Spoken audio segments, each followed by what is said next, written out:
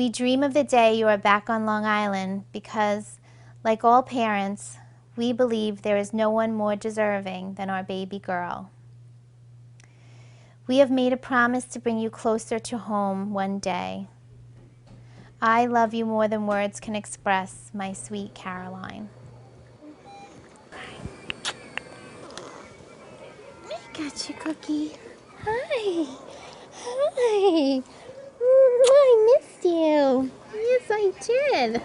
Caroline Serva and her triplet sisters, Abigail and Bridget, were born 6.5 weeks early at Stony Brook University Hospital on April 4th, 2010. Within hours of her birth, Caroline went into respiratory distress. Doctors told her parents that Caroline has severe periventricular leukomalacia, which was caused from a lack of oxygen to the brain. As a result, Caroline required 24-hour ventilator care. Since the age of 3 months, Caroline has been at Blythedale Children's Hospital in Valhalla, New York. It is the closest children's hospital capable of providing long-term residential care for ventilator-dependent children. It is 2 hours away from her family's home in Sound Beach. They did want to move her to a hospital in New Jersey, but we put our foot down and said no. Ultimately, we're hoping they're building a new Angela's house down here on Long Island in Stony Brook, and she's on the waiting list. God's got a plan. We're just along for the ride, so we'll see. I love you, Callie. We hope you feel better.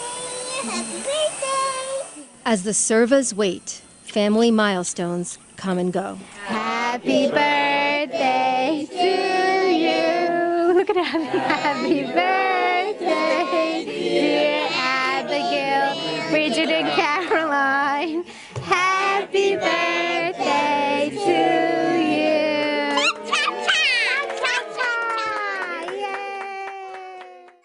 Just dealing with the knowledge that there's a strong possibility that her life expectancy is compromised makes every minute away from her that much more painful. I love Mommy and Daddy, Abigail, Bridget, and Caroline. She is talked about in this house every day that she is not with us physically.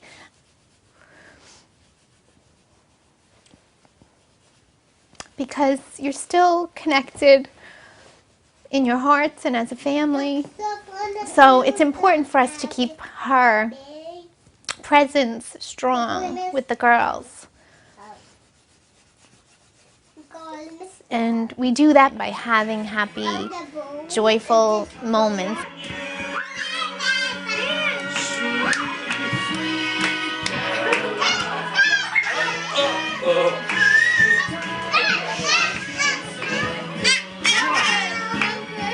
Ready?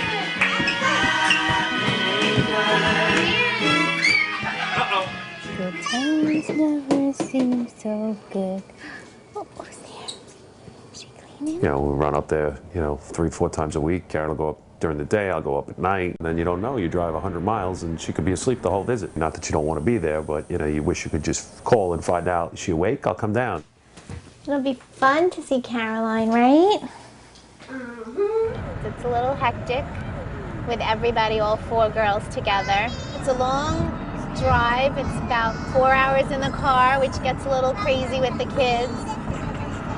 Yes, she is. She is far. Touching. She's a tickler. She likes to tickle. Tickle, tickle, tickle. Tickle, tickle, tickle. Right? We always say, I'll see you soon, and I say, I'll call you later. I love you. Right? Mommy doesn't like to leave and be so far away. Very rarely do we go together. It's very difficult. There are 3 other kids that we have to worry about.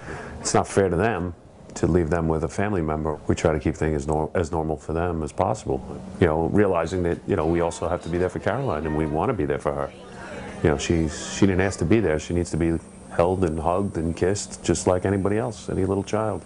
I think instinctually, or at least for myself, you want to dedicate almost every single minute and your entire heart with that child, because you feel that child needs you the most. coming to the realization that all 4 of your children need you and that they all need you the most, and finding the balance. And you also just feel guilty for even being happy sometimes, or it's hard. The ultimate dream right now is getting her back to Long Island. The reason for her being here is because we work and try to stimulate everything possible so she can recover as much function as possible. When I first met her and I first remember her, she wouldn't really respond to anything. Right now, she seems to be responding to some stimulation, which I think is a great improvement. Is she crying? She's crying. I can't see her. She's crying. She's lifting her head, but she's lifting her head when she's crying. Oh, she's smiling! On May 21st, 2012, groundbreaking began on Angela's House 3 in Stony Brook. Angela's House is a nonprofit organization that provides home care and residential services for medically fragile children. The servers were informed that one of their 8 beds would be reserved for Caroline. Due to funding setbacks, it took 15 months for Angela's House 3 to finally open. On September 5th, a little more than 2 years after arriving at Blythedale, Caroline was discharged and departed for Long Island. Caroline, you're going home. You're going to Angela's house. I'm getting nervous. Everybody's coming in and, you know, it's emotional.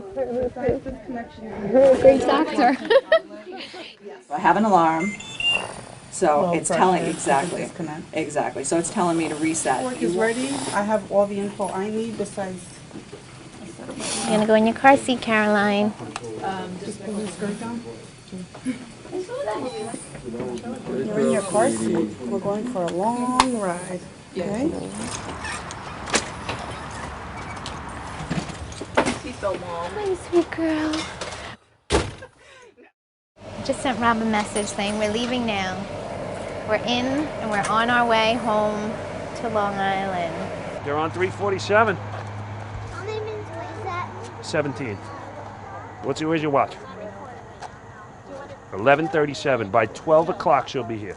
They're here. They're waiting.